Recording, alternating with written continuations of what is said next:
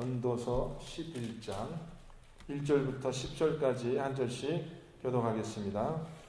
너는 내 떡을 물 위에 던져라. 여러 날 후에 도로 찾으리라.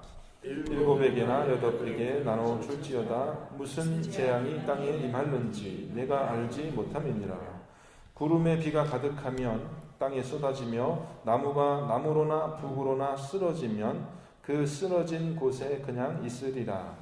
풍새를 살펴보는 자는 파종하지 못할 것이요 구름만 바라보는 자는 거두지 못하리라. 바람의 길이 어떠함과 아이벤 자의 태에서 뼈가 어떻게 자라는지를 네가 알지 못함 같이 만사를 성취하시는 하나님의 일을 네가 알지 못하느니라. 너는 아침에 씨를 뿌리고 저녁에도 손을 놓지 말라. 이것이 잘 될는지 저것이 잘 될는지 혹 둘이 다 잘 될는지 알지 못함이니라. 빛은 실로 아름다운 것이라. 눈으로 해를 보는 것이 즐거운 일이로다. 사람이 여러 해를 살면 항상 즐거워할지로다. 그러나 캄캄한 날들이 많으리니 그날들을 생각할지로다. 다가올 일은 다 헛되도다. 청년이여 내 어린 때를 즐거워하며 내 청년의 날들을 마음에 기뻐하여 마음에 원하는 길들과 내 눈이 보이는 대로 행하라. 그러나 하나님이 이 모든 일로 말미암아 너를 심판하실 줄 알라. 그런즉 근심이 내 마음에서 떠나게 하며 악이 내 몸에서 물러가게 하라. 어릴 때와 검은 머리의 시절이 다 헛되니라. 아멘. 말씀의 제목 위험을 감수하고 미래에 투자하라 라는 제목입니다. 위험을 감수하고 미래에 투자하라. 인간의 결정적인 한계는 미래를 모른다는 것입니다. 우리는 내일 정말 우리 삶에 무슨 일이 있을지를 잘 몰라요. 그렇죠. 농부가 농사를 지으면서 올해의 풍년이 될지 흉년이 될지 알 수 없습니다. 지금 씨를 파종하고 또 김을 메고 거름을 주고 이 모든 수고를 하는 것이 가을에 수확을 보장하지는 않습니다. 여러 가지 위험이 있어요. 가뭄이 와서 말라버릴 수도 있고요. 반대로 홍수가 나서 밭이 물에 잠길 수도 있고요. 병충해가 와서 다 시들어버릴 수도 있고 또 메뚜기떼가 와서 다 먹어버릴 수도 있고 그 위험은 참으로 다양합니다. 그래서 농부가 이런 위험을 무릅쓰고 씨를 뿌리고 농사를 짓기 위해서는 큰 믿음이 필요하죠. 믿음이 필요하고 또 이러한 위험을 무릅쓰고 자기의 삶을 거기에 투자하는 것입니다. 그래서 위험이 없는 그런 투자라는 것은 없습니다. 우리 인생은 위험이 있어요.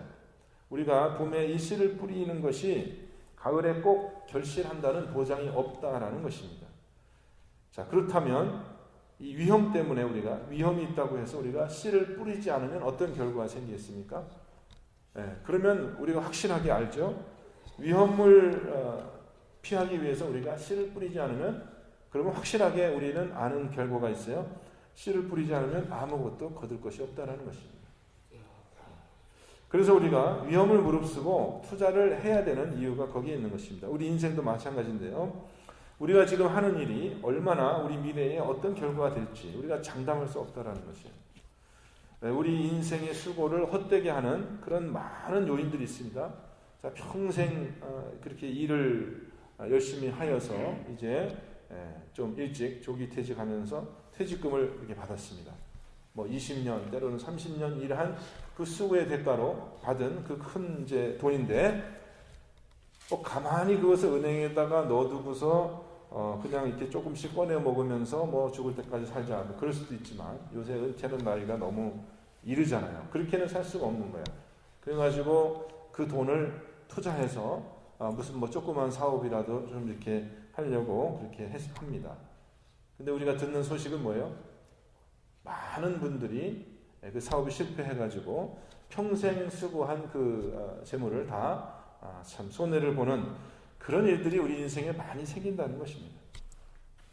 그래 우리가 그러면 우리가 미래가 불확실하기 때문에 내일을 알 수 없기 때문에 그러면 투자하지 않겠다.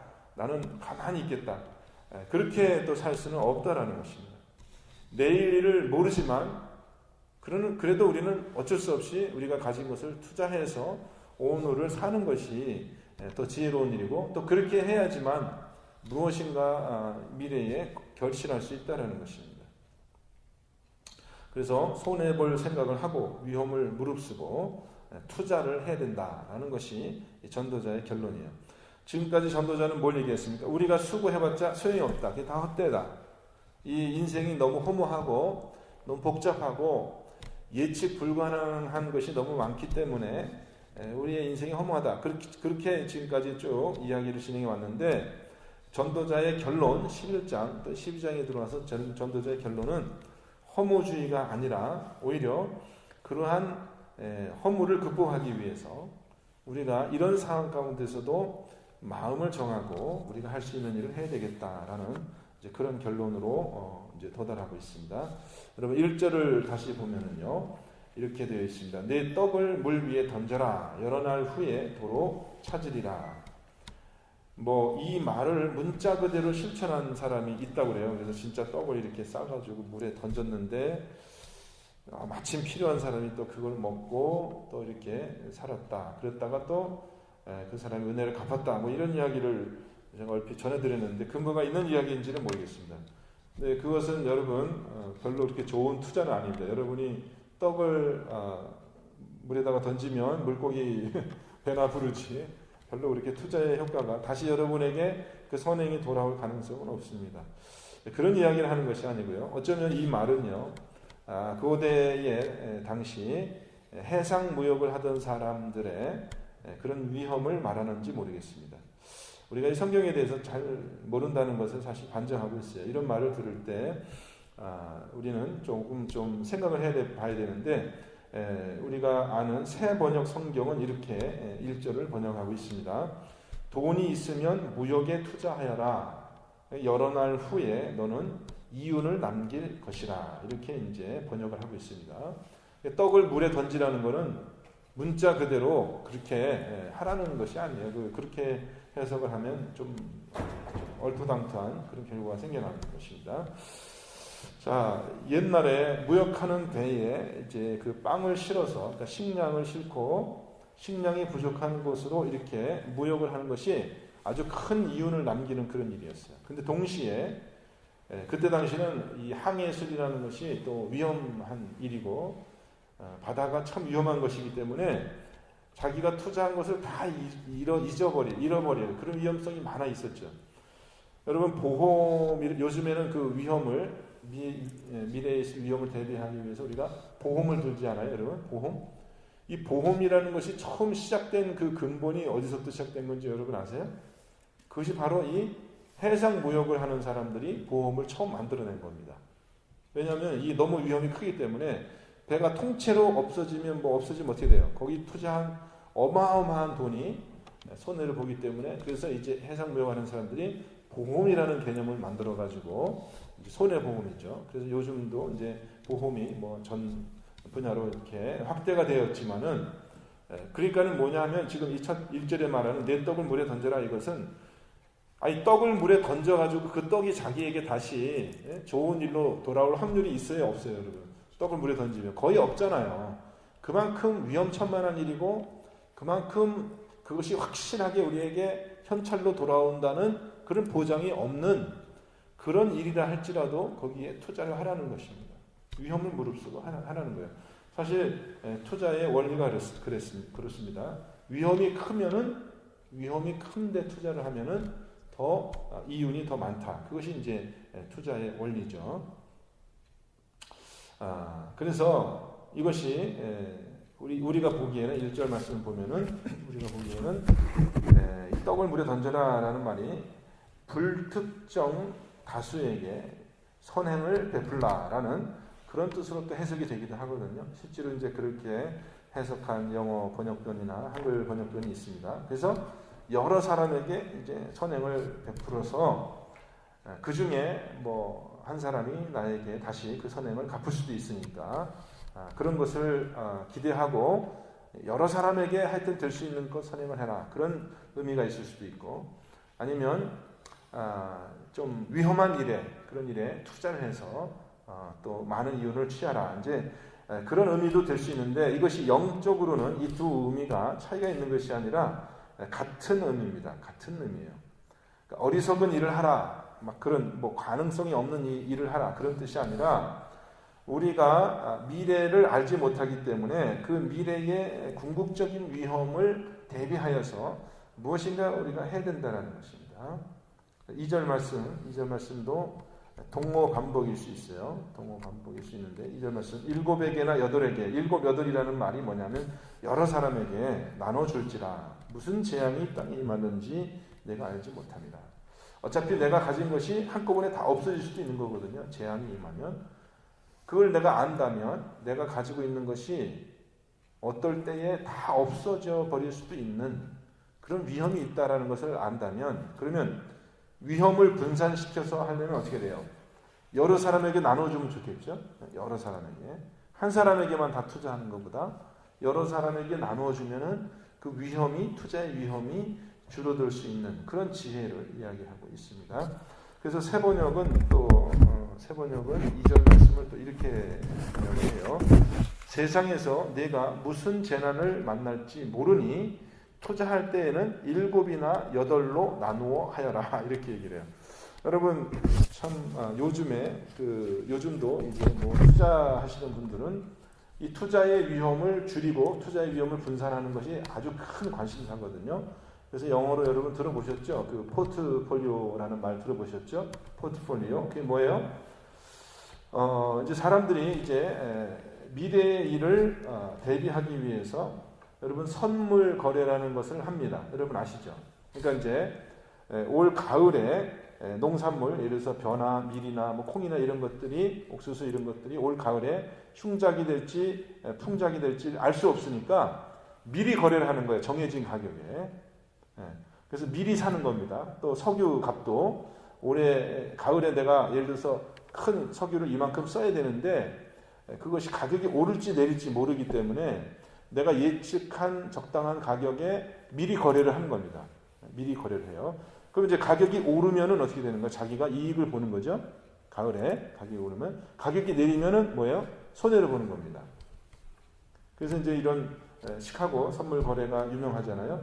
그래서 이제 사람들이 이렇게 선물 거래를 미리 거래하기 시작했는데 한 종목에 투자를 하면 어떻게 돼요? 한 종목에 자기가 가진 돈을 예를 들어서 석유에 다 투자를 해버리면 어떻게 돼요? 석유가 올라가서 돈을 벌면 많이 벌지만은 손해를 보면 또 뭐예요? 가진 것을 다 잃잖아요.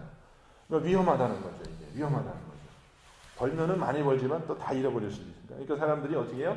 위험을 분산하기 위해서 자기가 가진 돈의 몇 퍼센트는 석유, 몇 퍼센트는 뭐 농산물, 몇 퍼센트는 광물 이렇게 이제 나눠서 투자하는 거 그것을 이제 우리가 포트폴리오라고 합니다. 갑자기 왜 이렇게 이상한 그 얘기로 우리가 투자하는 얘기로 이렇게 가게 되는지 모르겠습니다. 그러니까 7사람, 8사람에게 분산시켜서 나눠주나라는 것이 그거예요. 그런 의미예요. 농사를 하는 사람도요, 가만히 보면은요, 그런 지혜가 있어서요, 벼농사만 하는 것이 아니라 한국 같으면은 섞어서 보리 농사도 하고 밀 농사도 하고 밭 농사도 짓고 해가지고요, 한 작물이 잘 안 되더라도 어떻게 해요? 식량이 없어지면 벼농사가 잘 안 되면 보리 농사한 것으로 그렇게 어떻게 연명할 수 있도록 그렇게 대비하는 것이 농사의 또 지혜이거든요. 그래서 6절 말씀이 이런 투자 방법을 이야기하고 있습니다. 6절 보세요. 너는 아침에 씨를 뿌리고 저녁에도 손을 놓지 말라. 이것이 잘 될는지 저것이 잘 될는지 혹 둘이 잘 될는지 알지 못함이니라. 결론은 뭐냐면요. 부지런히 하라는 것이에요. 이것저것 다 하라는 것입니다. 어차피 우리는 미래를 잘 모르기 때문에 이것이 잘 될지 저것이 잘 될지 우리가 알 수 없기 때문에 어떻게 해요? 할 수 있는 것 부지런히 벼농사도 짓고 밭농사도 짓고 그렇게 해야지 우리가 미래를 대비할 수 있다는 것입니다. 이제 내일 우리가 들을 12절 말씀에 보면은 결국 우리가 대비해야 되는 궁극적인 위험은 뭐냐면은 죽음이라는 것이 밝혀져요. 그래서 이제 내일 말씀 보면은 이런 표현이 자주 나오거든요. 이러저러한 때가 오기 전에, 이때가 오기 전에. 그래서 뭐 곤고한 날이 이르기 전에, 또 하나님께로 돌아가기 전에, 내 청년의 날이 다 지나가기 전에, 뭐뭐 하기 전에 이런 이제 표현이 오거든요. 그러니까 3장 말씀하고도 연관이 돼 있어요. 3장 말씀에 보면 뭐예요? 범사에 때와 기한이 있으니 심을 때가 있고 거둘 때가 있다. 그 주제가 이어지는 겁니다.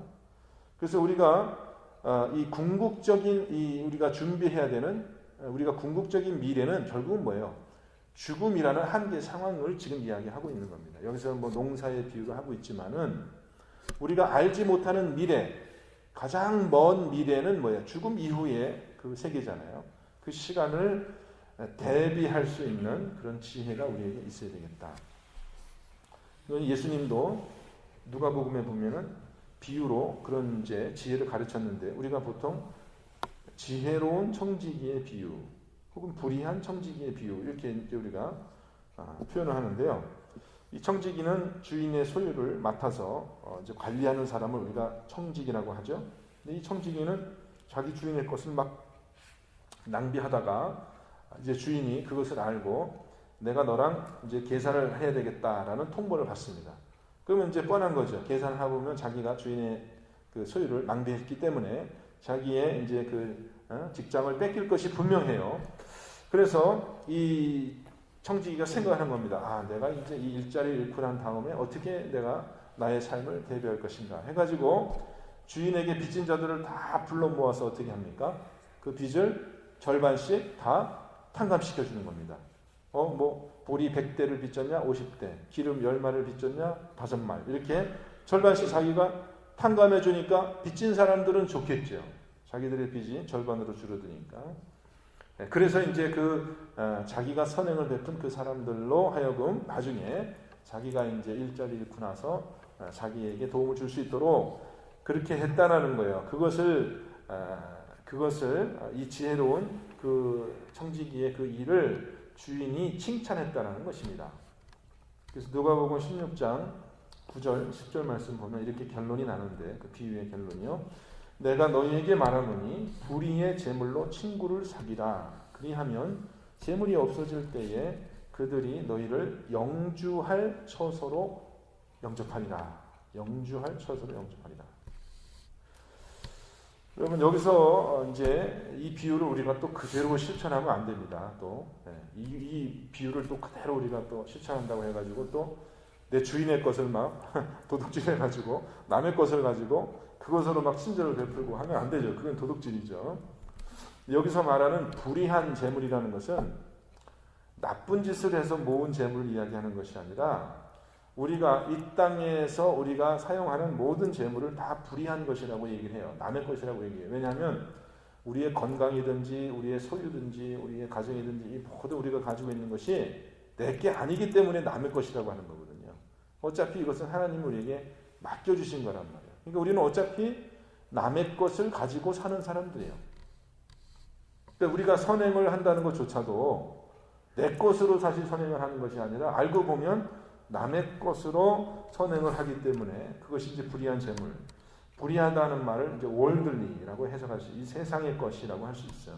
이 현세의 것 혹은 썩어질 것, 그것을 이제 번역을 불의한 것으로 이렇게 불의한 재물로 그렇게 번역을 했는데, 자 그러면 우리가 지금 맡아서 가지고 있는 그것을 언젠가는 계산을 해야 될 때가 돌아온다는 것입니다. 그것이 이제 죽음이라는 한계 상황이죠. 언젠가는 이것을 다 다시 주인한테 돌려주면서 내가 그동안 이렇게 살림살이 했습니다라고 계산을 해야 될 그 날이 우리에게 있다는 것이에요. 그것을 아는 것이 지혜입니다.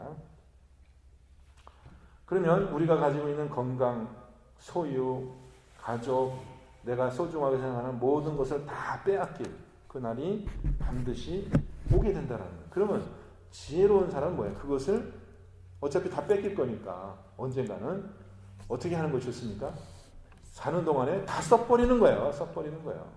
시간이든지 건강이든지 재물이든지 뭐든지 살아있는 동안에 그걸 다 써버리는 것이 그것이 지혜입니다. 그것이 미래를 위해서 우리가 투자하는 것입니다.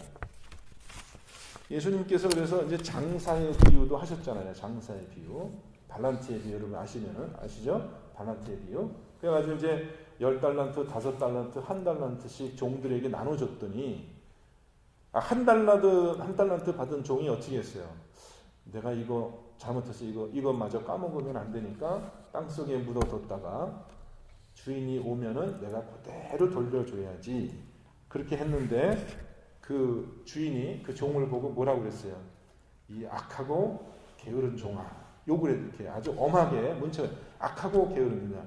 왜냐하면은 위험을 무릅쓰고 그걸 써야 되는데, 장사를 해야 되는데 안 쓰고 가만히 가지고 있는 겁니다.